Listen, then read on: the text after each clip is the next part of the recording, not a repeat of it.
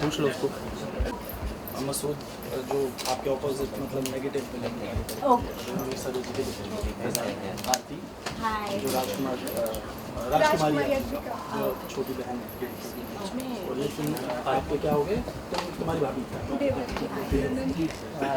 वो अघोरी का character play कर रही है, एंड वो हमारे प्रोड्यूसर तो कल मिले थे। अर्जुन जो चित्रकार का कैरेक्टर है, सारा गजाला, अभिनय ये भी शोएब माटिका, और भाई जो हमारे बड़े भाई हैं जो आपको जम्मू में मिले। ठीक है, मैं एड्रेस कर दूँ।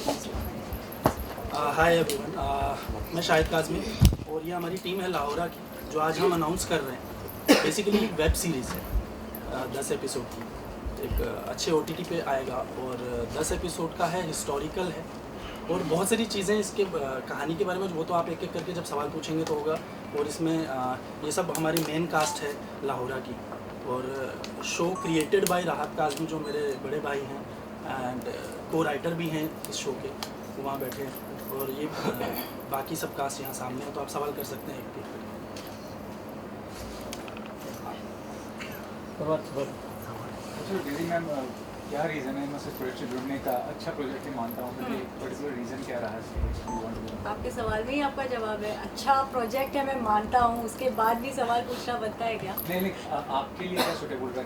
स्टोरी लाइन अच्छी है या you want to create? Story line बहुत अच्छी है, जो स्ट्रॉन्ग वुमेन का जो पोर्ट्रे किया है, जो बेसिकली जिनसे इन्होंने इंस्पायर किया हुआ है, वो उनके बारे में जब मैंने पढ़ा तो मुझे पता चला कि बहुत विमेन के लिए वो बहुत सारे ऐसे अच्छे क्या बोलते हैं, राइट्स लेकर आई थी उनके लिए।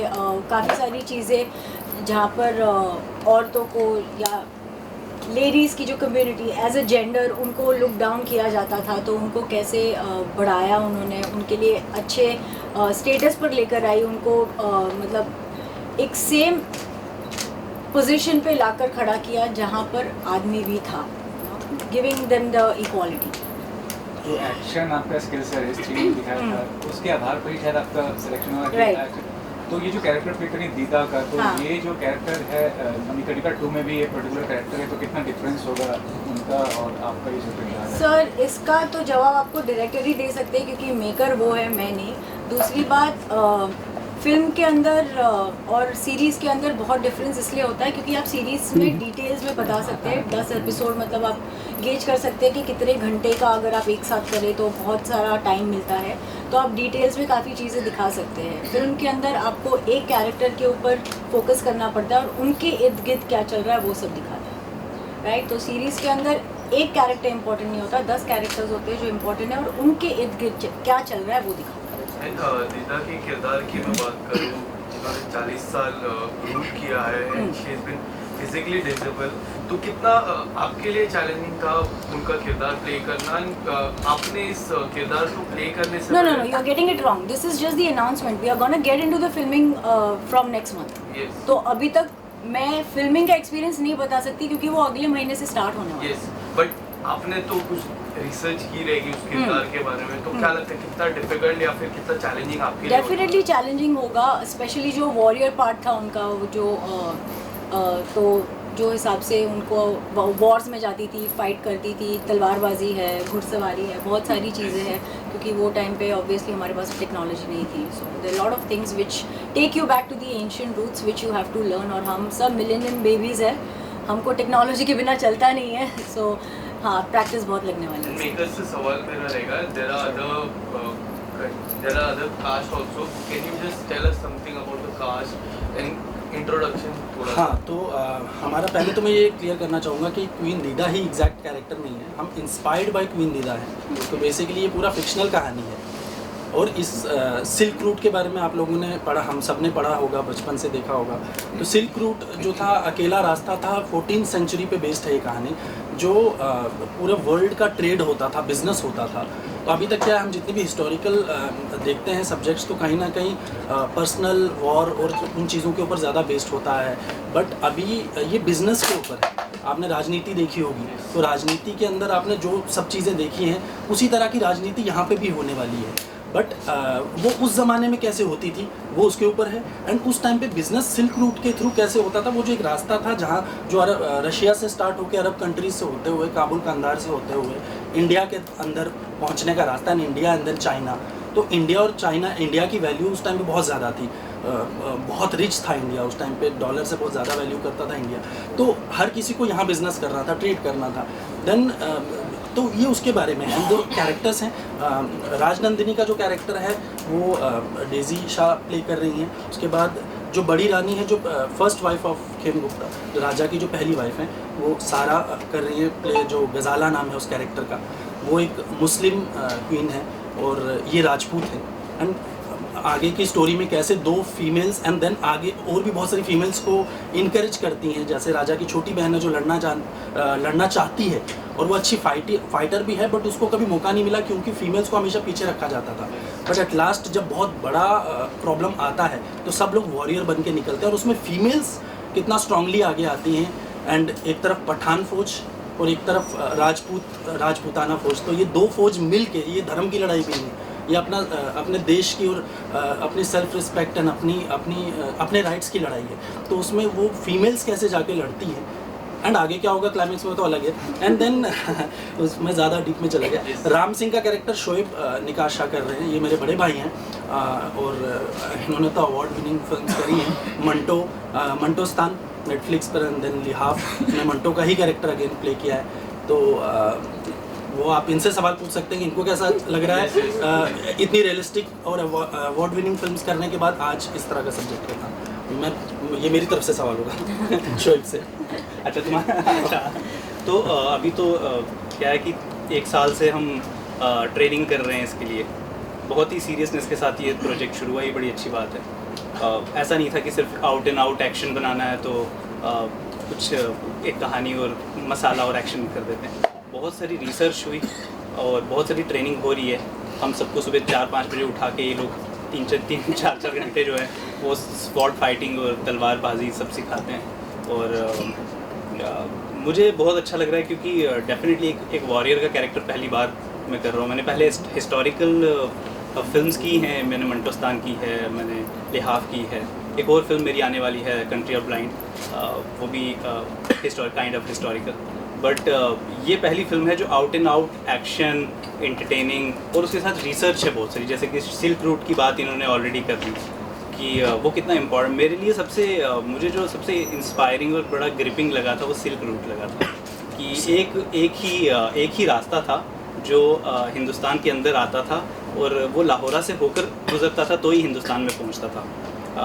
और लाहौरा एक छोटा सा राज्य था और किस तरह से वो वर्ल्ड फेमस हुआ बाद में, कितनी बड़ी लड़ाइयाँ उसने लड़ी अपने राइट्स के लिए। तो आई थिंक बड़ा ही इंस्पायरिंग है। अभी तक की जर्नी जो है बहुत कमाल की चल रही है और बहुत एक्साइटेड है आगे जाने के लिए और इस तरह का out and out action with lot of research ये करने का। मैं दूसरों को भी इंट्रोड्यूस कर देता हूँ। तो वहाँ अर्जुन मनास हैं, दाढ़ी भी बढ़ा रहे हैं इस कैरेक्टर के लिए काफ़ी देर से। तो अर्जुन भी अपना एक्सपीरियंस शेयर कर सकते हो इस कैरेक्टर के बारे में, चित्रकार का जो कैरेक्टर है वनराज। ये जो कैरेक्टर मैं प्ले कर रहा हूँ इसमें वनराज चौहान का एक राजपूत कैरेक्टर है और ये राजा का जो खेमगुप्ता जी हैं उनका सौतेला भाई है और he is fond of painting, एक चित्रकार भी है, बहुत अच्छा पेंटिंग्स बनाता है डिफरेंट तरह की। एंड इस कैरेक्टर का रेफरेंस मैं कह सकता हूँ कि शकुनी जैसा था उस तरह का कैरेक्टर है, एक लोमड़ी की तरह तेज़ चालाक और it's a grey character, grey shade character, तो द बैड एस गाय जो आप कह सकते हैं। तो बहुत ही शेड्स डिफरेंट प्ले करने को मुझे इसमें मिल रही है और कहीं ना कहीं इस कैरेक्टर के साथ सिंपैथी भी जुड़ी है क्योंकि इसके साथ कुछ ऐसा गलत हुआ है। एक तो इसको स्टेटस नहीं मिला क्योंकि ये सौतेला भाई है और है तो लेकिन रॉयल फैमिली से ही बिलोंग करता है और इसको कहीं ना कहीं वो ग्रजेस उसके दिल में हमेशा से रही है कि इसको वो ओहदा नहीं मिला उस राज्य में, इसको एक सिक्लूडेड प्लेस में वो रहता है ऑल टाइम।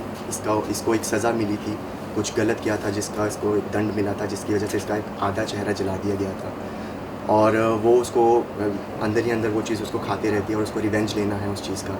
और at the same time throne के लिए भी he is like very eager कि मुझे थ्रोन भी चाहिए। तो बहुत ही इंटरेस्टिंग कैरेक्टर है। और एंड मैं चाहता हूँ कि सारा जो गजाला का कैरेक्टर है ये भी अपने कैरेक्टर के बारे में थोड़ा बताएं। हमने पिछले कई दिनों में कई बार डिस्कस किया, दूसरे शूट पे भी हमने बहुत बार डिस्कस किया इस प्रोजेक्ट को लेकर। सो गज़ाला का जो कैरेक्टर है it's of course going to be with full of emotions, क्योंकि वो अपने साथ साथ राजा की दूसरी बीवी को भी एक्सेप्ट करती है। उसके बाद उसके साथ क्या ऐसे सर्कमस्टेंसेस होते हैं, क्या सिचुएशंस होती हैं, वो आप सीरीज़ में देखेंगे। I don't want to open up the entire story, जिसकी वजह से वो थ्रोन पे नहीं बैठ सकती है। और फिर साथ में मिल के कैसे दोनों वाइफ्स और भी जो कैरेक्टर्स हैं हमारे इम्पोर्टेंट, वो सब मिल के किस तरह से लड़ते हैं। और इसका एक हाथ पैरालाइज्ड होता है, उसके बावजूद जब फाइट आप देखेंगे वो ऑफ कोर्स हम ट्रेन होंगे उसके लिए अच्छे से और आपको दिखा सकेंगे और बेहतर बता पाएंगे। तो आई थिंक सबसे अच्छी बात मुझे इस प्रोजेक्ट की ये लगी कि इसमें कोई भी, ज़्यादातर जितना मुझे अभी तक पता है, आई थिंक मैं सही हूँ, कि कोई भी बॉडी डबल यूज़ नहीं होगा। हाँ, पूरा का पूरा एक्शन रियल होगा, सारा एक्शन जिस कैरेक्टर को करना है वही करेगा और उसके लिए वो प्रॉपर ट्रेनिंग ले रहा है। और ये बड़ी कमाल की बात है। हाँ, क्योंकि इसके लिए पहले भी बहुत ट्रेनिंग ली गई है।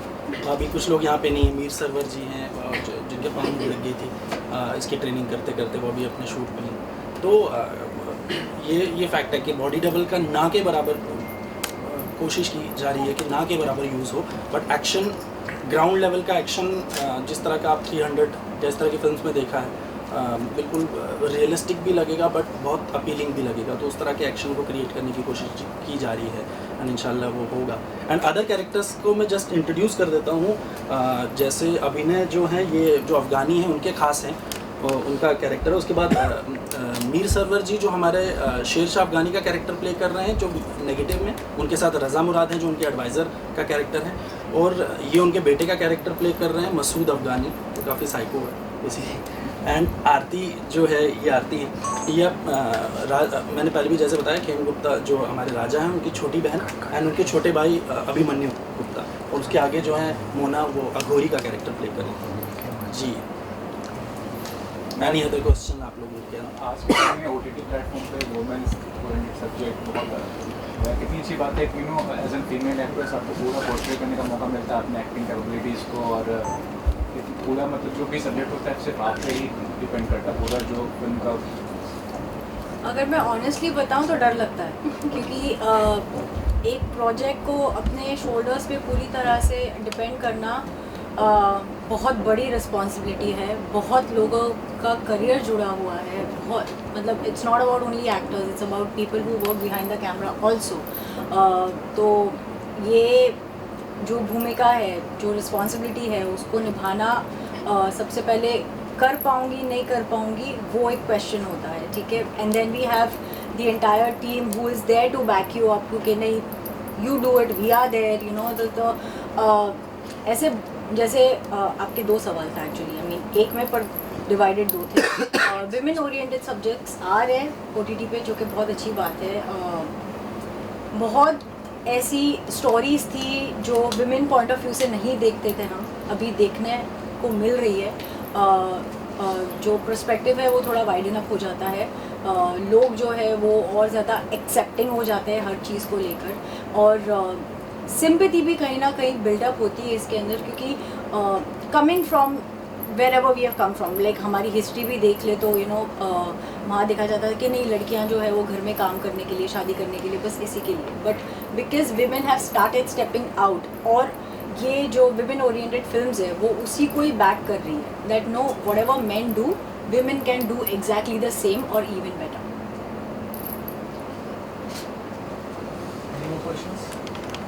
लोकेशंस क्या है? बिकॉज अपार्ट फ्रॉम कश्मीर, तो ये लोकेशंस इसमें कश्मीर तो है ही है नेचुरली। उसके अलावा ऐसे शूट वाइज तो हम एनडी स्टूडियो में भी कर रहे हैं शूट, जितना भी महल वाला पोर्शन है, बट आउटडोर्स और अफ़गानियों का सारा जो इतना पोर्शन है वो हम कश्मीर में शूट कर रहे हैं। तो ये हम दिखाने कश्मीर ही दिखाने वाले हैं, जो पीर पंजाल रेंजेस हैं, जो हम बेसिकली जो गेटवे है बेसिकली वहाँ से अभी पाकिस्तान से यहाँ आने का, और पहले भी था, तो हम उन्हीं एक्चुअल लोकेशंस पे जाके शूट करने वाले हैं आगे जाके। and what about Afghanistan and Assam, because they are also connected with this? हाँ, तो इसमें काबुल कंधार, जो कंधार है वहाँ के बारे में है ही है, क्योंकि जो किंग हैं वहाँ से शेर शाह अफ़गानी, तो उनका तो मेन मोटो ही वो है कि वो अपना पूरे वर्ल्ड का जो बिज़नेस का, ट्रेड का जो है वो सेंटर बनाना चाहते हैं कंधार को। एंड इन लोगों को अपने अंडर लगा के काम करवाना चाहते हैं जो ये नहीं चाहते हैं। तो कहीं ना कहीं उस ज़माने में बिज़नेस को लेके बात करना बड़ा अलग लगेगा सबको, बट ये होता तो था ही।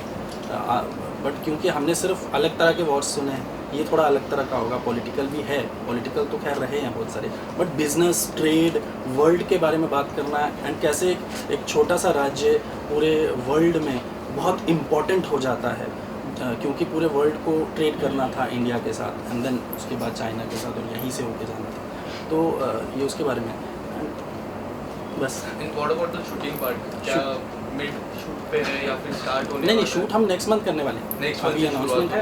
एंड क्या एक्सपेक्टेशन है, what about the release this year, next year, first half, second half? तो basically with in 5 to 6 months ये कंप्लीट होगा और उसके बाद ये रिलीज़ होगा। एंड हम तो बने रहेंगे, हम तो हमारा चलता ही रहेगा बीच बीच में, एंड हम सारी अपडेट्स देते रहेंगे। बट अभी हम अप्रैल और मई के मंथ में जो हमारा पूरा प्लान है, अप्रैल, मई एंड जून मिड तक में भी हमारा कश्मीर का और इधर का पूरा शूट ख़त्म हो जाएगा एंड देन पोस्ट वर्क होगा एंड देन उसके बाद ही फाइनली हम ये रिवील करेंगे कि ये कहाँ रिलीज़ हो रहा है। DG was the first choice? हाँ, मेरी बात इनसे ऑलमोस्ट 1-1.5 साल पहले हुई थी। 1.5 साल पहले हमारी बात हुई थी। हम इसको पहले बनाने वाले थे, देन कोई चैनल्स का उतना क्लैरिटी नहीं होने की वजह से कि हम क्लियर नहीं थे कि कहाँ होगा, कैसा होगा, तो वो बीच में आइडिया ड्रॉप हो गया था एंड देन फिर रिसर्च भी उतनी ज़्यादा नहीं हुई थी एंड फिर हमने बीच में कुछ अपने दूसरे काम किए एंड देन फिर वापस से हमने अभी स्टार्ट किया। तो मेरे बड़े भाई हैं राहत काज़मी, उन्होंने फिर as a show creator and as a co writer ये आए और इन्होंने ये जो इतनी ब्यूटीफुल चीज़ है, इस कहानी का बैकबोन हो गया है, बहुत इंपॉर्टेंट पार्ट हो गया है कि पहले तक ये कहानी सिर्फ ईगो क्लैशेस की थी कि आप, बट आज इसके अंदर लॉजिक्स आ गए हैं, तो वो सब लॉजिक्स ये लेकर आए हैं इस कहानी के अंदर एज अ राइटर। और तो ये प्लान बहुत पहले से था, तो बहुत पहले ही इनसे डिस्कस हुआ था। जी जी, आपसे जानना चाहूँगा कि हॉर्स राइडिंग या फिर कुछ ऐसी तलवारबाजी आगे होगा, ऐसी कुछ होने देखने वाली अगर ये है तो इसकी आप कुछ special training, are you taking any special training for I that? Will get into it, yes. जैसे इन्होंने कहा कि ये पिछले 1 साल से ट्रेनिंग कर रहे हैं, तो मैं यहाँ पे व्हाट तो मैं ट्रेनिंग में बहुत लेट हूँ, but I am hoping that मैं मतलब एटलीस्ट इनके लेवल तक पहुँचूँ, या नहीं तो कम से कम मैं मैचअप कर लूँ। बट हॉर्स राइडिंग मैंने थोड़ी सीखी है, जो कि अच्छी बात है, और उसी को बेटर करना है, उसी को मास्टर करना है। सो वो how difficult it is horse riding? I know how to ride a horse, but I don't know how to do a full throttle with it. So hopefully I will learn that very soon. But देखो, घोड़े पे बैठना ज़्यादा important है, ठीक है, चलाना वो आगे का प्रोसेस है। और बड़े पर्दे पे या फिर स्क्रीन पे आपका और सारा आपसे जानना चाहूँगा किस तरह का रिलेशन रहने वाला है बड़े पर्दे पे? सो इनिशियली ऑब्वियसली क्योंकि फर्स्ट वाइफ होती है तो इसको emotionally she will not be accepting that easily, but later on जो सिचुएशंस होती हैं और क्या स्टोरी होगी वो सब नहीं बताना चाहते, फिर आप देखेंगे क्या। आप भी horse riding you are taking anything? Yes, I will be taking now. You are taking any special? I will be taking. Okay, you will be taking. जानना चाहूँगा जो कैरेक्टर पर्टिकुलरली मणिकर्णिका तन्ना जी प्ले करेंगे, तो कोई कॉम्पिटिशन होगा या क्या कहना चाहिए? अच्छी बात होगी आगे देखिए। हाँ, उन लोगों ने अनाउंस किया। यस, तो बेसिकली जब हमने 1.5 साल पहले प्लान किया था तो ट्रेलर, हमने इसका एक ट्रेलर भी बनाया था जस्ट चैनल पिचिंग के लिए कि हम अचीव कर सकते हैं एक्टर्स को दिखाने के लिए। तो उस टाइम पे कुछ हमारे प्लान के कुछ 10-15 दिन बाद एक अनाउंसमेंट आया था मणिकर्णिका 2 द स्टोरी ऑफ कुंदीदा। तो ऑब्वियसली अच्छा ही बनाएंगे वो लोग, बहुत अच्छा बनाएंगे। हम भी अपनी तरफ से पूरी कोशिश कर रहे हैं, बहुत बड़े लेवल पे इसको शूट किया जाए और बहुत अच्छा बना जाए। मुझे लगता है कंपैरिजन वाली कोई बात ही नहीं होगी, क्योंकि ये वेब सीरीज़ है, वो फिल्म है, वो 2 घंटे में कहानी कहेंगे, हमें 4 से 5 घंटे लगेंगे, हमें पूरी डिटेलिंग में जाना पड़ेगा। नहीं, but again I am sorry to cut you there, but जैसे उन्होंने अनाउंसमेंट की है about queen Didda, right? So it is about showing the entire character कि वो थी कैसी, करती क्या थी और कैसे वो बनी। और वो ये जो है वो ये स्टोरी लाहौरा की है, ये क्वीन दीदा की नहीं है। ये इंस्पायर्ड बाय क्वीन दीदा है, तो जस्ट इंस्पिरेशन वहाँ से मिली है, बट हमारा 14th सेंचुरी पे सेट है जो उससे करीब 400 साल बाद की कहानी। काफ़ी सारे ट्रैक्स हैं इसके अंदर जो शायद क्वीन दीदा से ना मिलते हो या उनसे रिलेट ना करते हो, because it is a story of a place, what happened there, क्या हुआ, कैसे हुआ, क्यों हुआ। तो क्या जैसे इवन वही चीज़ जैसे उन्होंने बोली थी कि हैंडीकैप या कुछ उनसे जो रिलेटेड जो भी चीज़ें थी तो वो इसमें नहीं है इनके कैरेक्टर के साथ। हालांकि गजाला के कैरेक्टर के साथ है कि उनका एक हाथ काम नहीं करता, बट वो एक हाथ से फिर भी लड़ने वाली है। जगदीप, आप अपने किरदार के बारे में कुछ बोलेंगे? आप प्रोड्यूसर हो, ये प्रोड्यूसर है। जगी द प्रोड्यूसर। ये ऐसा गुप्तचर है जो बता ही नहीं सकता कि मैं अपना कैरेक्टर को भी रिवील नहीं करूँगा, तो आपको जब आप देखोगे तो आपको पता चलेगा कैसा मेरा कैरेक्टर है। और रही बात प्रोड्यूसर की, तो मेरे साथ इतनी स्ट्रॉन्ग टीम जुड़ी हुई है, तो आई एम सो लकी कि छोटी उम्र में मुझे एज अ प्रोड्यूसर काम करने को मौका मिल रहा है, वो भी बैनर के साथ। इतना बड़ा बैनर है, रात भाई हैं जिसका मैं एज एक्टर काम कर चुका हूँ उनके साथ, और शाहिद भाई हैं, शोएब भाई हैं। मैं एक्चुअली इनका स्टूडेंट रह चुका हूँ, तो आज मुझे वो मौका मिला कि मैं इनके साथ काम कर रहा हूँ, और मेरा खुद का बैनर है। और इतनी बड़ी स्ट्रॉन्ग टीम है, मुझे तो बोलने की ज़रूरत नहीं पड़ती कि हाँ भाई कि मैं इन्वेस्ट क्यों करूँ। मैं तो मुझे इसकी लालच भी है थोड़ी सी भी कि मैं इस प्रोजेक्ट का पार्ट हूँ। तो मुझे लगता है कि यार आई एम सो लकी कि मैं इस टीम से जुड़ा हूँ। तो आगे क्या करूँगा मुझे लगता है इससे ज़्यादा ही होगा। I am so thankful to this team and रात भाई जिन्होंने इस प्रोजेक्ट को बहुत स्ट्रॉन्ग करा। Thank you so much. शायद आपने ऑलमोस्ट अपने सारे एक्टर्स को रिपीट किया, इससे पहले भी आपकी 17 में रिलीज है जी, सारे एक्टर्स इस फिल्म के ऑलमोस्ट।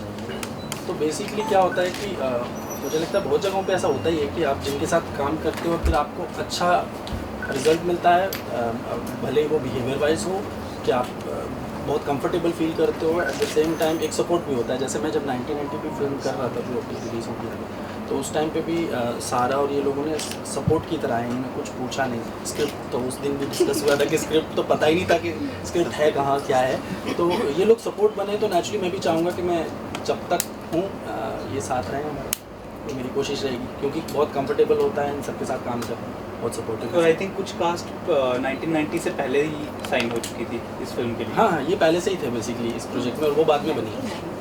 हाँ, वो एक अलग फिल्म है। 20 साल 30 साल पहले नहीं। ठीक है, थैंक यू।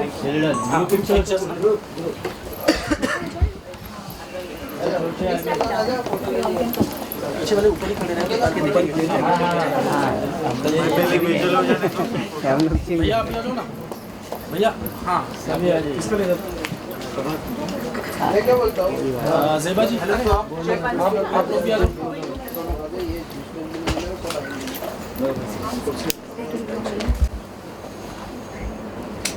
ज़ेबा जी है, भैया आप आ जाओ। हाँ कहाँ से आए? मैं इधर ही हूँ, आप आ गए तो आप इधर आओ ना, इधर आओ ना। ज़ेबा जी आप लोग कहाँ पे हैं? हमारा पूरा कॉस्ट्यूम। हाँ हाँ तुम ना आओ, डायरेक्टर आ जाओ आप भी आओ।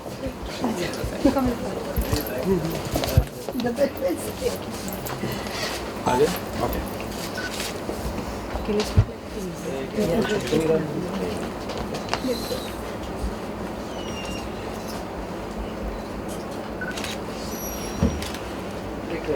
सामने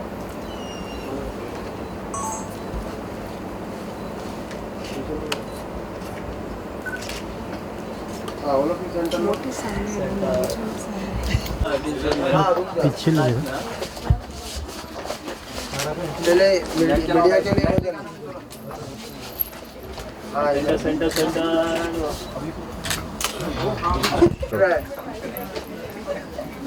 मैडम इधर डेजी